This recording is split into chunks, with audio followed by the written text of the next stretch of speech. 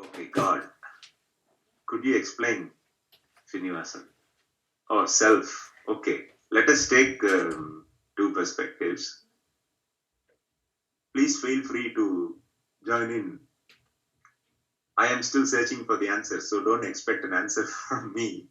But I thought it will be a nice one to have a start in about having an interactive way of exploring this morning session. Please unmute yourselves, either Sivakumar or Srinivasan. I think, right. First of all, we have to believe both God and self. That's what I felt. Um, Without believing God, sometimes in difficult conditions, I don't think so we can survive. That's something I felt. And what about society? Society,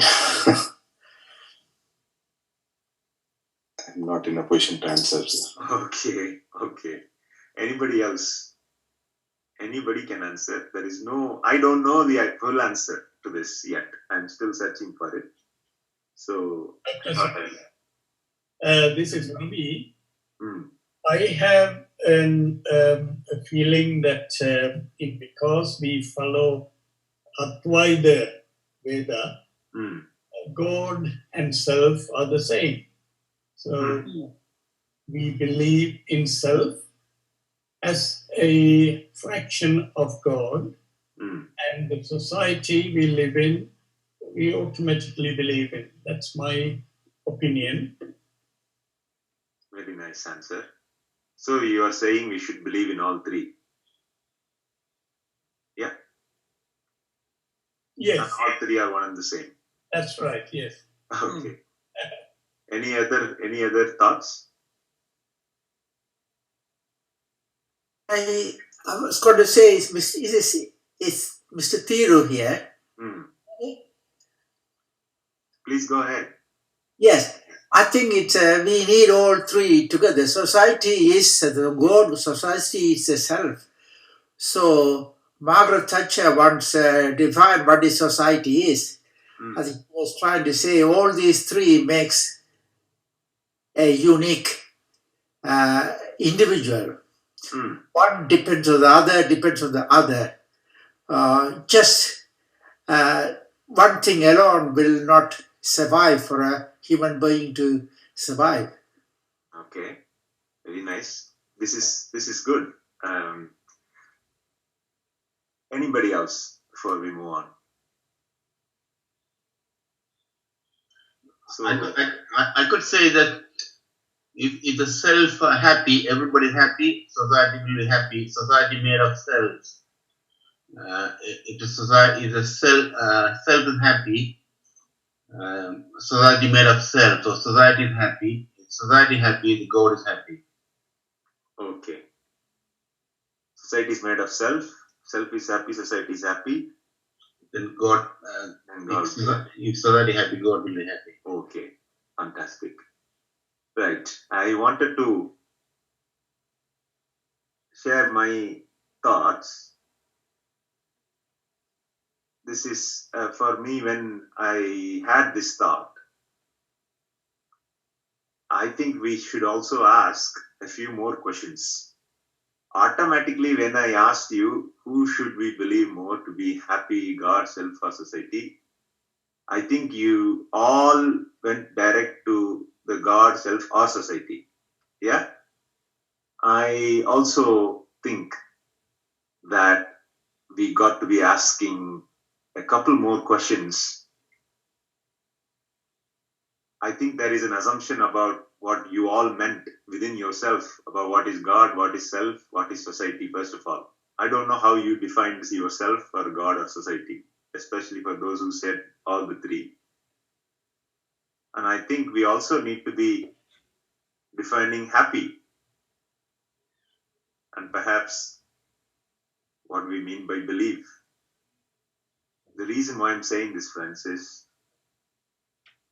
we should always think very, very critically and not to be drawn into the path of anything just because somebody is asking the question, I made an assumption, you made an assumption, and we also defined what these things are very implicitly, and our definitions may or may not be the same one. So I would invite you all to develop the critical thinking to be able to understand and answer these questions.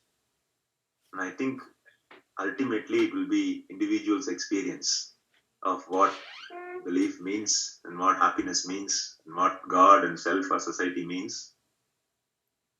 But in saying so, I want to introduce a few thoughts for you to consider and critically think and maybe experience.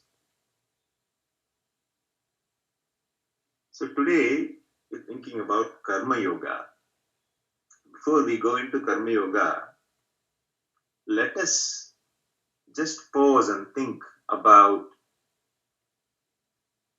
voluntary actions and how they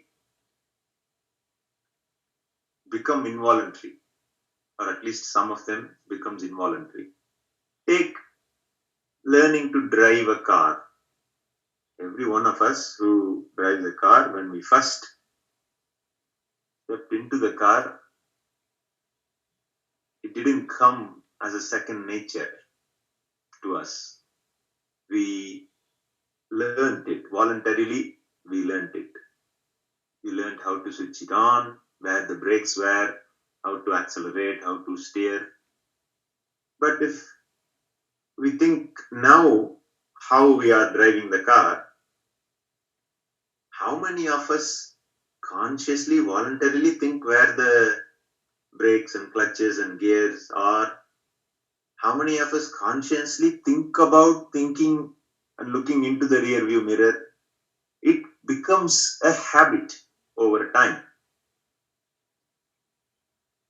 And that is, from a scientific perspective, how our voluntary nervous system, the central nervous system, through actions, leaves an imprint such that certain actions we learned voluntarily becomes involuntary. I'll pause there. Anybody wants to come in at this stage? Anybody wants to disagree? I will be very interested to hear, or alternative views. I am saying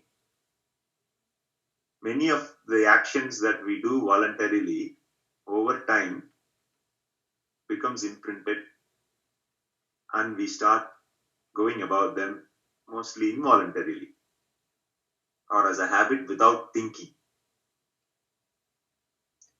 I still want to keep this interactive if at all possible. Any thoughts? Oh, well, can I tell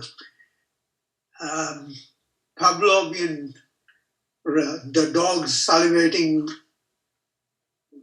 for the ringing of the bell? You can condition the mind to do things in anticipation.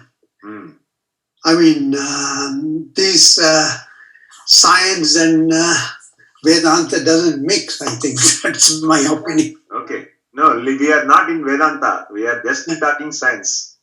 Yeah, and what is happiness? That's the other thing.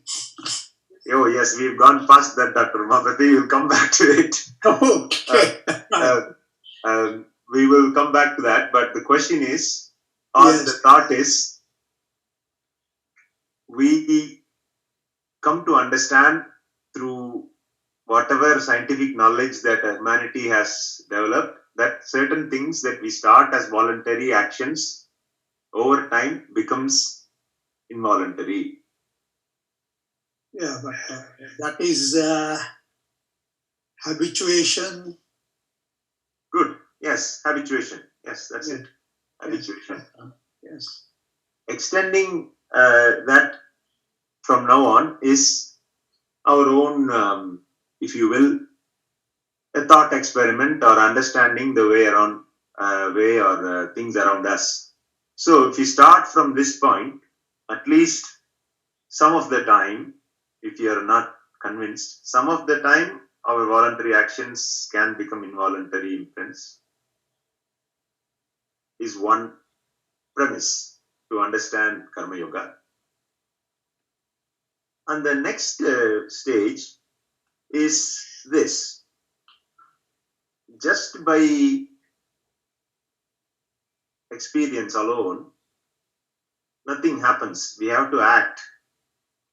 To do anything, or to achieve anything in life, even to survive, we need to act. And certain actions are voluntary and certain actions are involuntary. We can do certain actions in either ways. Breathing is an example. But when you think about it, every moment we are experiencing it.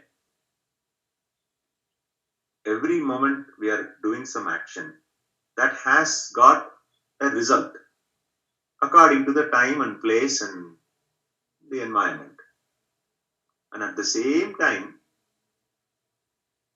every moment we are experiencing is also the result of previous actions and events combined with the current mindset we are in is how we are experiencing things.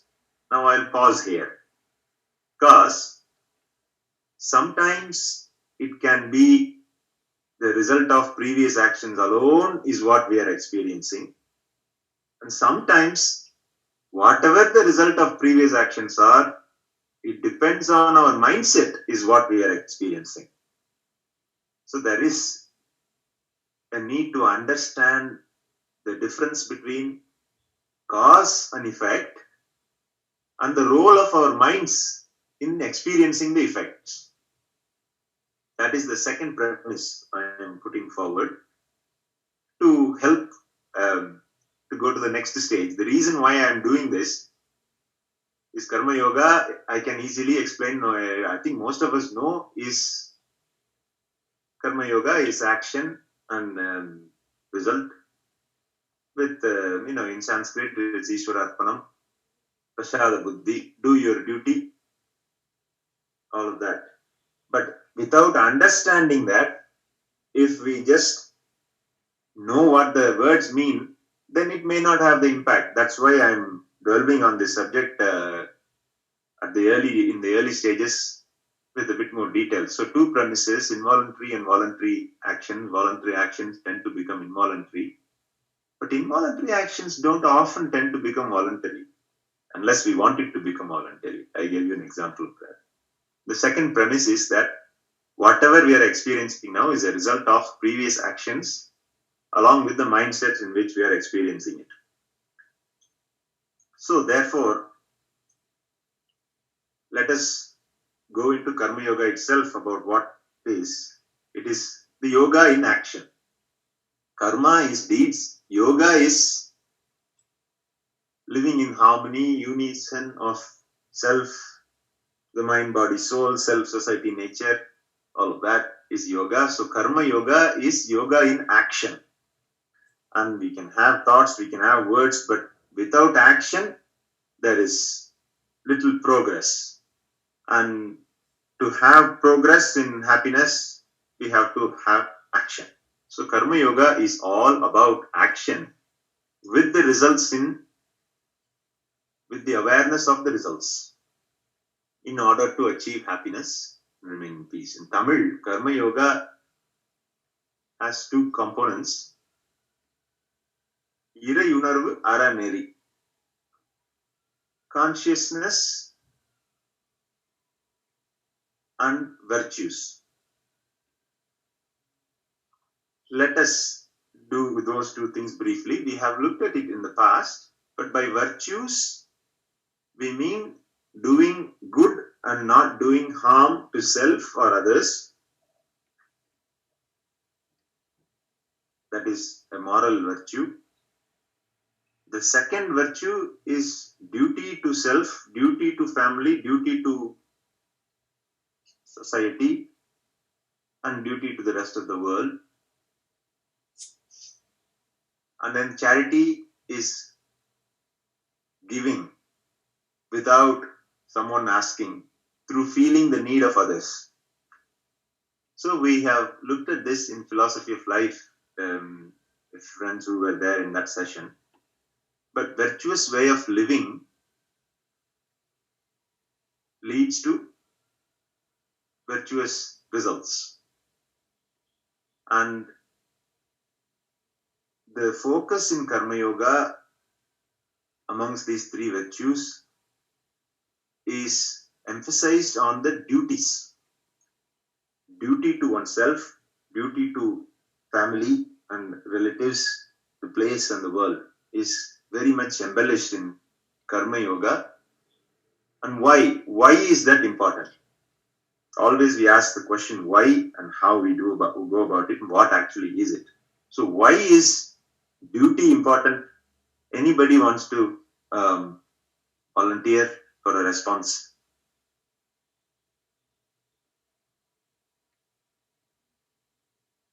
Should we be duty bound to anybody in this free world?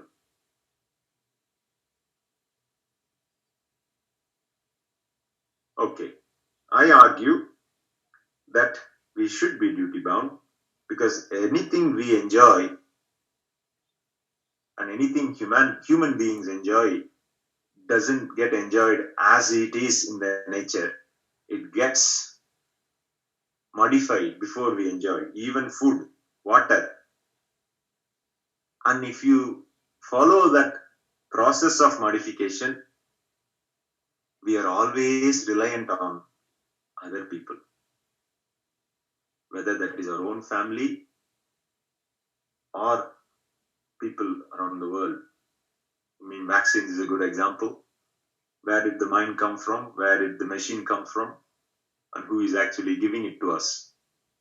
Anything, food on the table, from the field to the fridge or to the table. There are so many human beings involved in this. And it is our duty to do our part so that other human beings can enjoy the results. So it's such a connected network of being is a human being compared to other beings. And therefore, we are all duty bound to play our part and to pay our part and to pay our dues. And that is the essence in Karma Yoga about duties. It doesn't matter if you are a young person or an old person, we always are duty bound, and we'll revisit this young and old slightly later in a few minutes. The second component of Karma Yoga is awareness, wisdom, development of knowledge. And it starts with faith. When the mom asks the child not to touch the fire, or when the mom or parents give the food and the child eats, we all have done it faithfully without questioning to meet our needs. And then if you take it to the next level, you go into religion, faith. We do certain things because we do certain things without questioning, without even fully understanding. And that is a must, Maharishi argues, in everyone's life up to a certain stage. Up to a point where one can think for themselves. Faith is very, very, very important. Whether that is faith in God or faith in elders. Without that, the next step, next progress, next stage of life doesn't progress successfully. So that is faith. It's the first stage of knowledge development. And as we grow, as we start to live our lives and livelihoods, to bring income, to feed the family, to put the bread on the table, we all have to have skills and knowledge to earn money. That is a different type of knowledge that we all need to have based on our environment, capabilities, and context. So that is the second stage of knowledge for our living. And you would have come across this in Maslow's theory and others. As one's own needs met, protections are met, then the knowledge develops. The ultimate knowledge stage of development is realization and understanding, which is Brahmanyanam in Vedatriyam, and it is also known in various phrases in different religions. And these three stages of knowledge is the one that leads to realization of consciousness and experience that. So Maharishi has researched this for generations, at least 30, 40 years. And when he explains this is common to all the religions, is what he says. For all religions, in all religions, there are two components: worship and virtuous way of living. So, Karma Yoga, although it is described in a religious perspective, it is also a Vedantic perspective of how to be happy by worship and virtuous way of living. And it is the worship that differs in different faiths and religions. And we'll visit that in the next minute or so. So just as a quick recap, Karma Yoga, we saw from a scientific notion of action and results and cause and effects. And I just wanted to remind friends about the imprints. We've learned this before. All of us carry two forms of imprints. Sanjita Karma, which is imprints from the beginning of life to the current birth, and Prarabdha Karma, all the imprints of experiences from the beginning of this birth, although we can argue whether there is anything before and after life, but that is for another session. But in this, since birth, all the imprints are there. Those two imprints influence and modify our future actions. Nishkamya karma, kamya karma, akamya karma. Akamya karma is two types, Nishkamya karma and kamya karma. Anma ichchai vayapattu seyyum tolilgal akamya karmangal. So, the cause and effect system is influenced by the imprints, but the thing that can break the cycle is our mindset and our way of living. In other words, worship and virtuous life, gratitude and action with awareness. And the virtues mainly focused on duties, which is actions. Actions that doesn't harm self or others, actions that do more good than bad to others.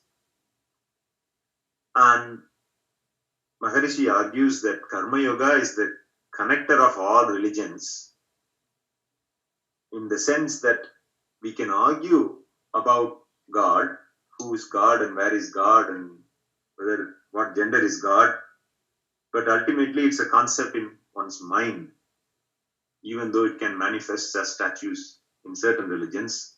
Ultimately, God is a concept in one's mind. And if we worship that concept and live a virtuous life, that becomes a common connector of all religions. And Maharishi also goes on to highlight that we should actually teach Karma Yoga to children in the form of faith and actually practice and share the way of living amongst adults. And without that, the stage of development of knowledge itself will get stuck at just earning knowledge and living livelihood knowledge, and self-realization will be a distant future. So that is a very quick overview of Karma Yoga. And I wanted to focus on how Karma Yoga relates to Kundalini Yoga, simplified Kundalini Yoga. If God is in mind, there are two things we saw in Karma Yoga. One is wisdom, the other one is virtuous way of living, or worship and virtuous way of living. And for worship, it's the God, or it's the mind concept. And to get to the mind, one has to meditate. And to meditate, we have learned the techniques. And that meditation strengthens the mind and improves the potential. And that we need to use that to act through introspection and sublimation, changing our own habits, we act. That is the virtuous way of living. So that is how simplified Kundalini Yoga, particularly meditation and introspection and sublimation, links to worship and virtuous way of living in the religions. And this is the last input, last thought from me. Life is full of opportunities, and you may want to think that Karma Yoga is after a certain age. Karma Yoga is something to be paid as a dues throughout life. If you are a youngster, if you are not married, or if you are still a student, the duty is to develop the knowledge. And as one becomes of a working age, the duty is to protect your own self and the family and the elders. And then as we get old, even if we have retired, by that time you would have amassed a wealth of experience and intelligence. Sharing that with the next generation is also a duty. So Karma Yoga is for all ages. It is the common connector of all religions. In fact, if there is one religion for the whole world, it will be Karma Yoga. And we can all practice Karma Yoga through learning simplified Kundalini Yoga. The two main aspects are meditation and a virtuous way of living. And they will only come when practiced together. One leads to the other. And with these words, friends, I will hand over to Professor Thangarajan. Be blessed by the divine. Thank you, Dr. Sakti. Is there any queries on the Karma Yoga? You can just put forward your questions to Dr. Sakti. You can unmute yourself and you can ask. Sir, I have one question. That involuntary action, can it become voluntary? Involuntary actions, can it become voluntary? So if you list what you believe are the involuntary actions, we can go through them. Example, speech. For example, we think about and we can speak openly. Sometimes speaking the mind becomes, even though it might be true, sometimes others might not feel that is correct. So, is that right?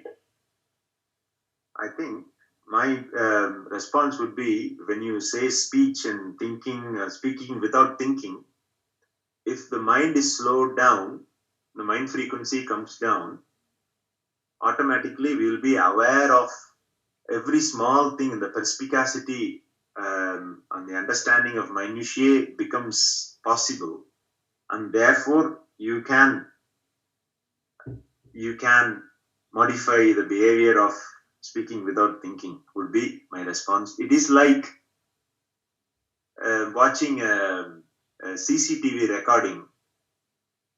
When we meditate, if you imagine the CCTV becomes a slow motion picture, then you can understand what's going on, who is coming in and out in more detail. So meditation actually reduces the mind frequency, and that can actually help us be more aware of some of the involuntary actions. Actually, meditation, particularly as we go through the various other stages of meditation, the 9-center meditation, there is something called interoception, awareness of one's own internal systems. There have been some studies that have recorded people have become aware of their own internal systems. I mean, breath is a good example. Breathing. Breathing is actually, how do you think breathing is? Is it voluntary or involuntary? I think it is involuntary only. Yeah, you're right, sir. Maybe sometimes breathing also, I think we can control, right? I use breathing as an example because breathing is very much associated and correlates with the emotional state. Each emotional state is associated with a certain pattern of breathing.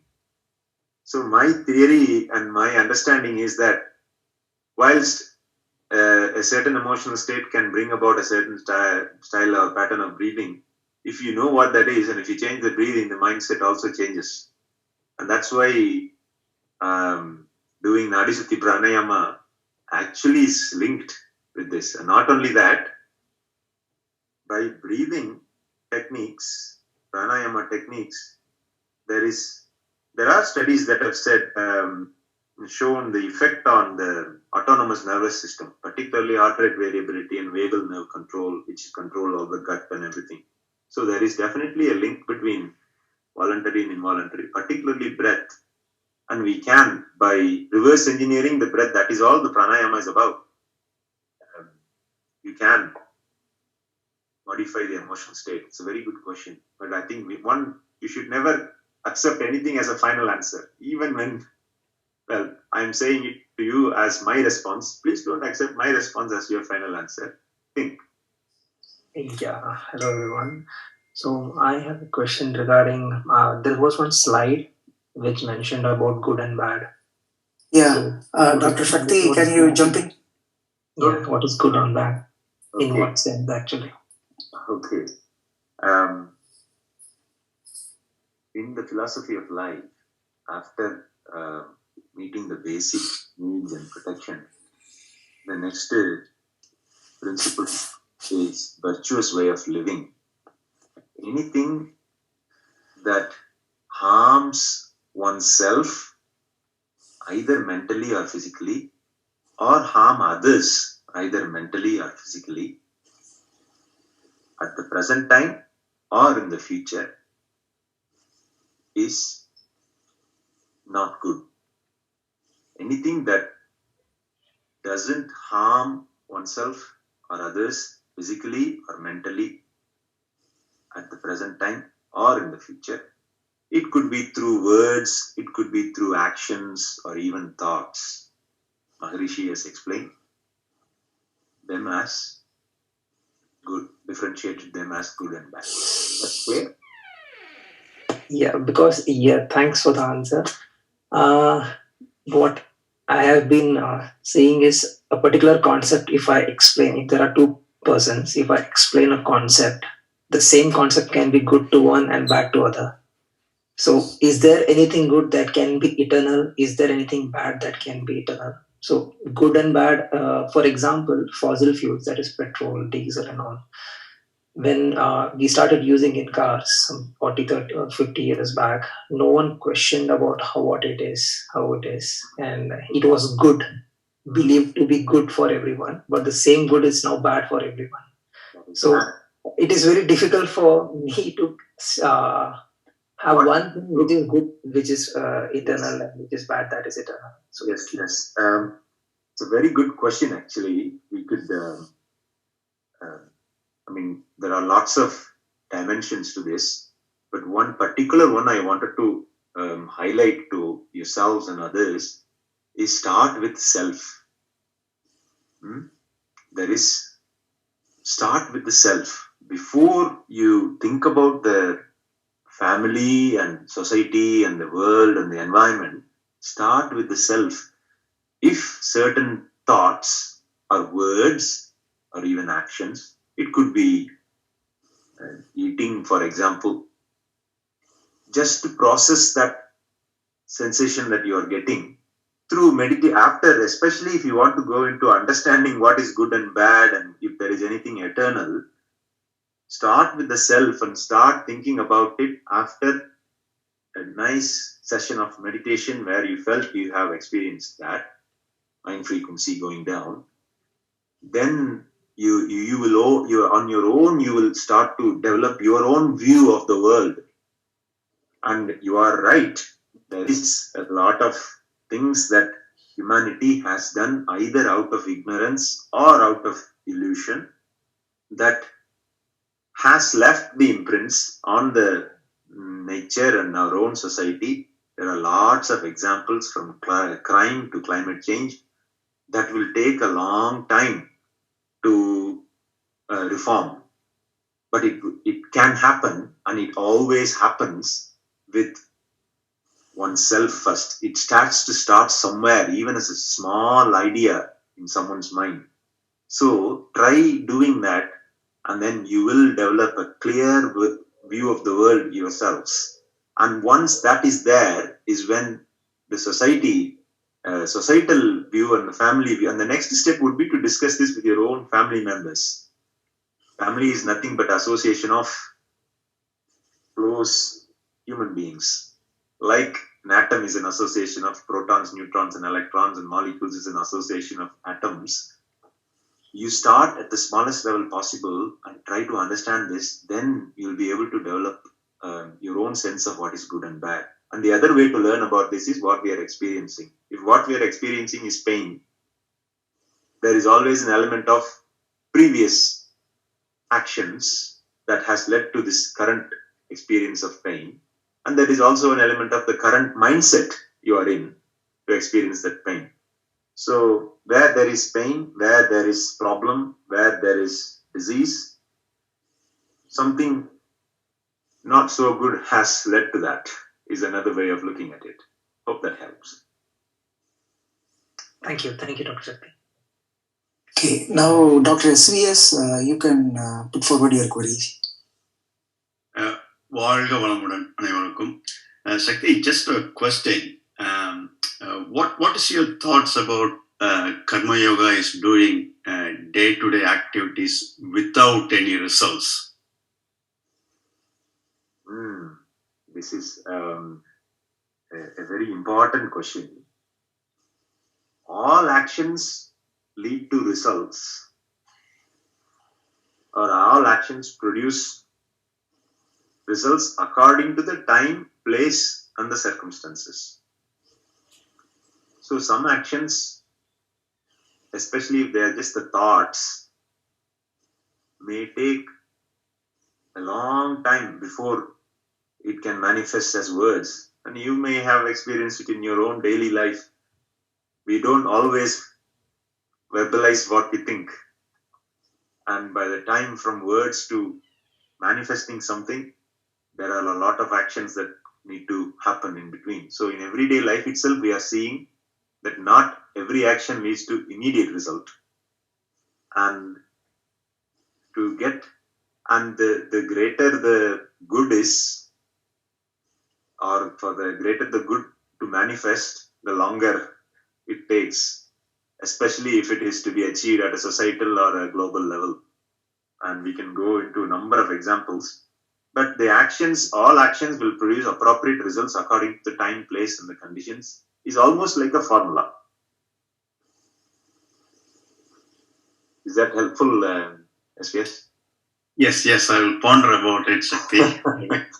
This is one of the least understood pathways for God realization. Yes, that is right. And one of the reasons is that we all have, this is my thoughts.